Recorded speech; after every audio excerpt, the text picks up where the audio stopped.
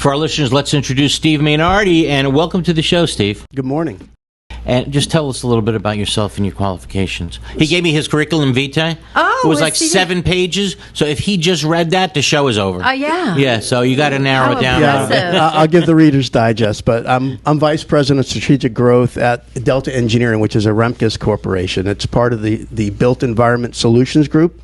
I'm a licensed professional engineer, a licensed and certified reserve specialist, and I have 24 years experience in building restoration and consulting. Wow. So this is the guy. You're the man. Yeah, who, if you have questions about recertification, if you have questions about your 30, your 40, your 50-year milestone inspections, this is the guy that we have in the house today that can answer any of those questions. I like that he's a reserve specialist, because then you have an idea of what you really need. Exactly. And you don't panic. Tell us a little bit about, what Rimkus does specifically. So Rimkus, we're a consulting engineering company. We're 40 years old. We specialize in forensic consulting, dispute resolution, construction management services, services for the built environment, which is a group I'm very proud to be a part of, as well as development of products and processes for healthcare, industrial.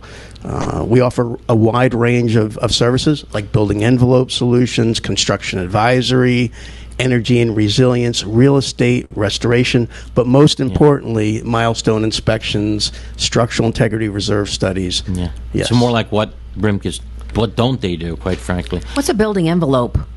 Building envelope is really the outside of a building. So we're talking about Shell? the walls, Yeah. the shell. Exactly. Okay. Yes, exactly. So I just want to ask you a real quick question. We were talking about it before the show went on.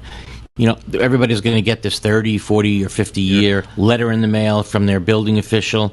But, is it best to wait until you get that letter, or should you kind of be proactive before you get that letter and kind of keep your building in good shape? Well, my recommendation is always to get a head start on anything, because what's going to happen, we're going to see a tsunami as the timeline starts to shorten for the requirement for the SEERs and the milestones. It's going to be very difficult to procure engineers and the right inspectors. So I always recommend our clients, listen, contact us, let us get started, let's get in the schedule, continue to maintain your building, but really don't wait, because it's not going away. Yeah, so, when it comes to structural inspections or recertifications as required for Dade and Broward, many of our listeners are concerned that the condo needs to be brought up to the current code. Everybody freaks out, oh my God, we're an old building, we'll never be able to afford coming up to the current code, and they freak out. But I understand, that's not true. Yeah, that's a big misnomer that's out there. The intent of the milestone is for the safety and structural adequacy of a building. In fact, the statute specifically excludes looking at construction defects and code defects. Really? It's only looking at the structure. Now, however, if in fact the structural integrity is below code at the time of the construction, yes, then the engineer will design the repair to where it should have been to begin with. But by no means is this going to require an older association to be brought up to code. Okay, so you can breathe a little bit there. Oh, my gosh. But if it's unsafe or there's a problem and there is a fix, it will be brought to code. Well, that component will be brought up to the code at the time of construction if it's deficient. Let's just talk about real quick the differences between Dade and Broward when it comes to the milestone inspections and the recertifications. Dade and Broward, it's a little tougher. Our listeners that are in Dade and Broward, it's tougher for them to comply. Can you kind of give us some information on that? Yeah, certainly. So Dade and Broward always had the recertification program. We know that. That's something we've been living with for a long time. This milestone inspection now encompasses the whole state. But where does that leave Broward and Dade counties? Right. The recertification program will always be there. Yeah. So that's going to be there. But it goes hand in hand with the milestone inspection. So with the recertification program, there's a structural component. And that structural component parlays into the milestone inspection. Right. Now, with the recertification, we know there's also the electrical. So that's the difference as I understand it. You have, let's say, 67 counties in the state of Florida. 65 only have to do structural. Dade and Broward have to do more. Correct. Yeah, Dade and Broward have to do the electrical, and then Dade has to do the lighting as well. Really? So it is a little different. Those two counties are still special. Yeah. Why, though? Because I think the answer to the why question is, tell me if I'm wrong, Steve, because that's the way it's always been. Got it. Right? I mean, Spoken like a true yeah, dad. I mean, if your building official wants you to jump in order for you to, pass an inspection, it's But- pretty much you got to jump. That's above and beyond the law. No, this is the law in Dade. They But can I'm saying do the that. state law. It's above and beyond the state law. That's Correct. exactly correct. Correct. Dade and Broward are stricter in the state law. Let's pretend, one of our listeners gets a mandatory milestone inspection letter or a mandatory recertification letter. They get it in the mail, like, what should the board do next? And two things. What the board should do next, and tell everybody specifically how Rimkus is there to help them. And what's your phone number? Yeah. Well, certainly if a board gets a milestone letter or recertification, don't panic. This is just part of the process. But if they haven't already done so, they do need to contact a reputable, qualified structural engineering company, a firm that has a long-standing record, one that is qualified in building inspections, expertise in inspections, and particularly doing milestones, and more importantly, a firm that's licensed in the state of Florida. Yeah. And is also insured with errors and omissions You know how many insurance. times this happens where, Karen, we talk about this on the show, clients will come to me after they signed a contract. Eric, can we get out of this contract? And I look, and the corporation, well, sometimes they're not even a corporation. You can't find them on Sunbiz.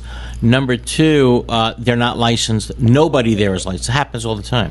So are you telling our listeners that sometimes it's possible to meet up with a company or a guy that's not licensed? Really? Something like that can happen? Can I get errors and omissions insurance? No. Sounds like a good thing to have, Yes. especially if you're signing these contracts. It is, Oh, but if these condos are entering into contracts with corporations that basically are not Don't there, meet any of and they these. have no errors and omissions as well.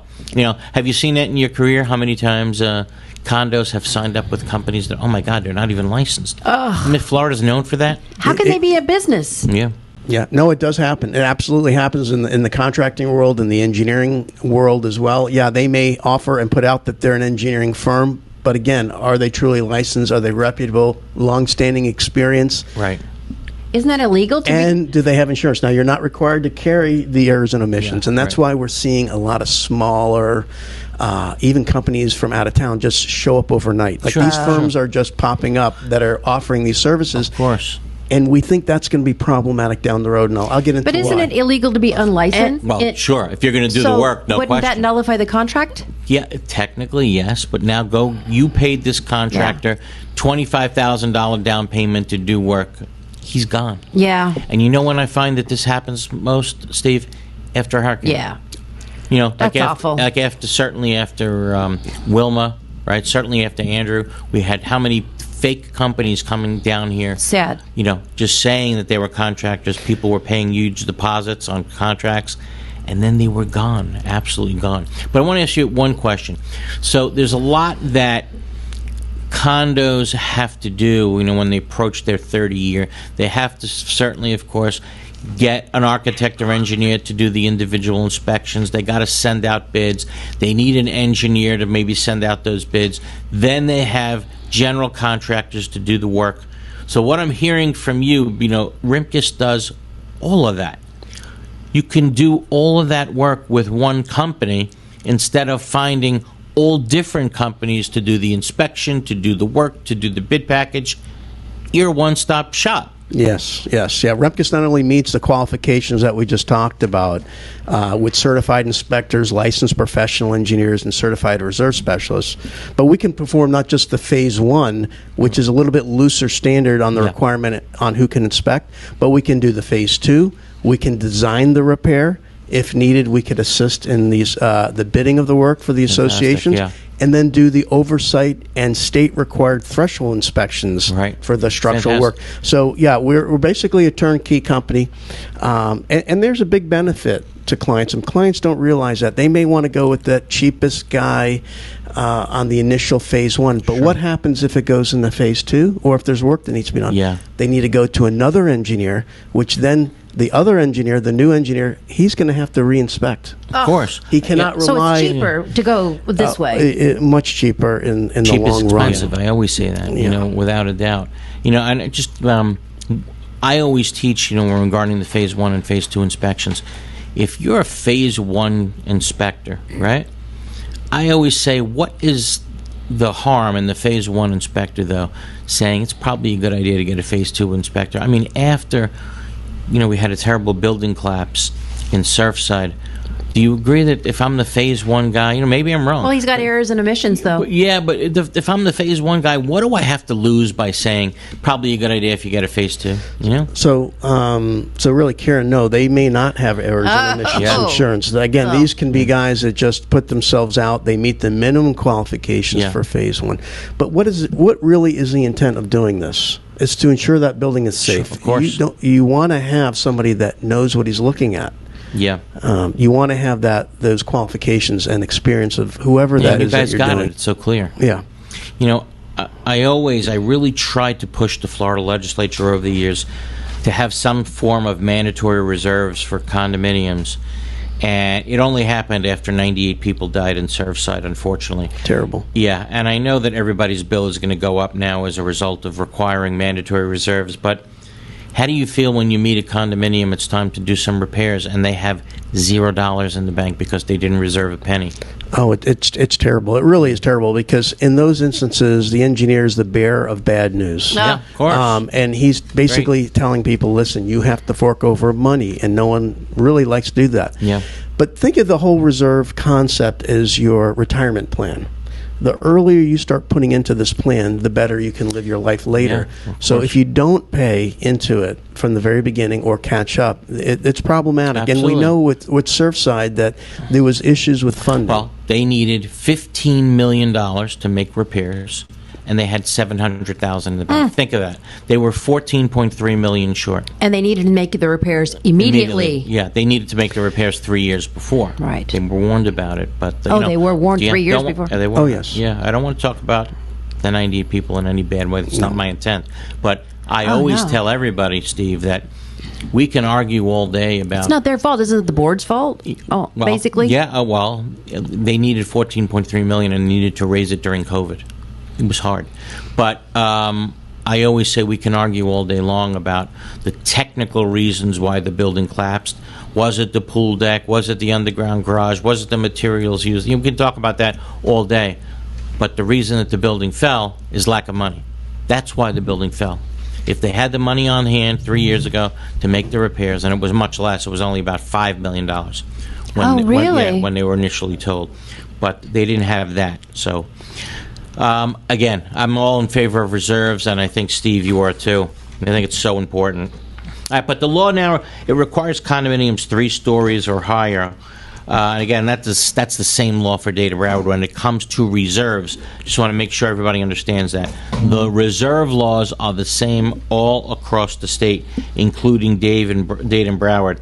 It requires now a structural integrity reserve study, commonly known as a SIRS study, a SIRS study, and that study needs to figure out how much each unit owner has to contribute towards reserves going forward.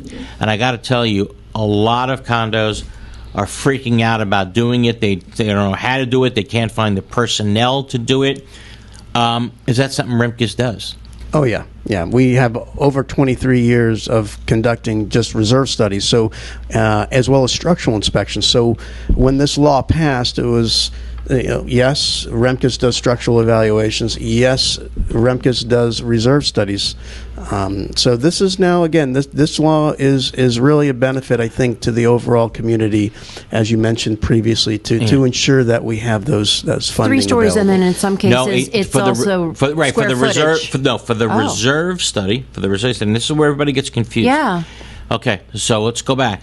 For the reserve study, with the new laws, you have the reserve study and you have the inspection laws. Okay, right? okay. For the reserve study portion, it applies to every condo 3 stories or higher. Okay, and you have to be 3 stories or higher. So in Dade and Broward, the reserve laws don't apply to you, right? If you're not 3 stories. Okay. However, now let's talk about the inspection laws. The inspection laws only kick in 65 counties. I think Florida has 67. In 65 counties, it only kicks in if you're 3 stories or higher. Dade and Broward, height does not matter.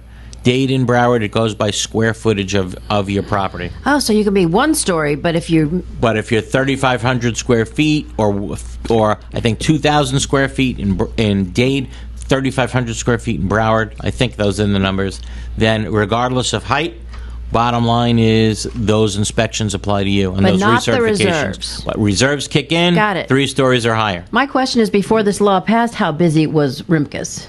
Well, I think like most structural engineering companies, we were busy. You were busy. Even prior. That's so good. this leads That's into good. the next question perfectly. Everyone's worried that now there simply isn't enough qualified experts for these inspections and the reserve studies. Specifically, how is Rimkus prepared to meet the needs of God knows how many condos now that need these reserve studies and these recertifications?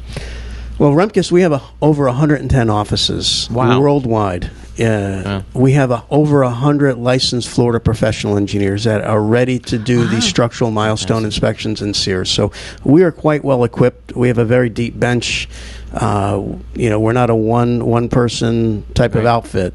So we have resources and have been implementing these resources since May when the law first got passed. Fantastic. All right, so the most important question of the day: how does everybody get in touch with you? Yes. www.remkus.com. Oh. Okay, we got a telephone number you want to use? We have a number you can reach us at 941-727-2600. You can go on our website as well. I believe we have an 800 number there. I don't know that right off the top of my head. All right. It's RIM KUS. KUS, Rimkus. It's a Rimkus. pleasure to work with you guys. Yes. Pleasure to know you.